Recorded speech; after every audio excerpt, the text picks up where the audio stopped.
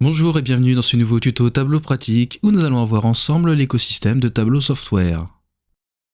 Tableau Software, au même titre que Microsoft Office, c'est une suite logicielle qui se compose de plusieurs produits que vous pourriez être susceptibles d'utiliser.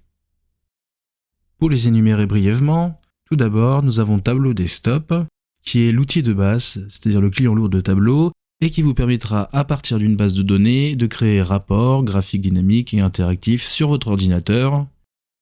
De toute la suite Tableau Software, c'est vraiment l'outil primordial à tout cet écosystème, car sans cet outil, les autres n'ont pas lieu d'être. Enfin, sachez que sur Tableau pratique, la majorité des tutos proposés seront en grande partie focalisés sur ce dernier. Tableau Serveur, Tableau Online, ces outils permettront de publier et partager vos rapports et tableaux de bord bâtis sur Tableau Desktop à d'autres utilisateurs que vous choisissez, le tout en ligne. Les deux outils ont la même utilité, la différence réside dans le fait que Tableau Serveur est hébergé sur votre propre serveur, alors que Tableau Online est une solution d'hébergement proposée par Tableau Software, qui vous propose donc de mettre leur serveur à votre disposition, moyennant un abonnement.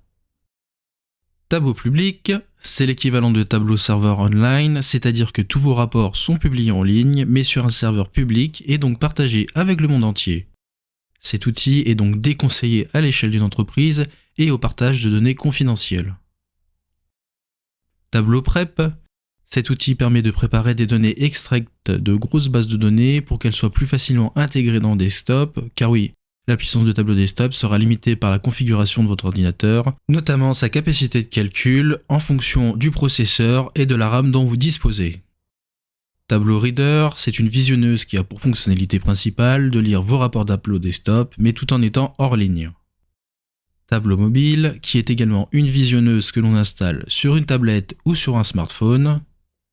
Et enfin, Tableau CRM, qui est la plateforme connectée à l'outil Salesforce et qui permet de faire de la data visualisation en connexion directe. Pour info, Tableau Software a été racheté par Salesforce en 2019, ce qui explique la logique.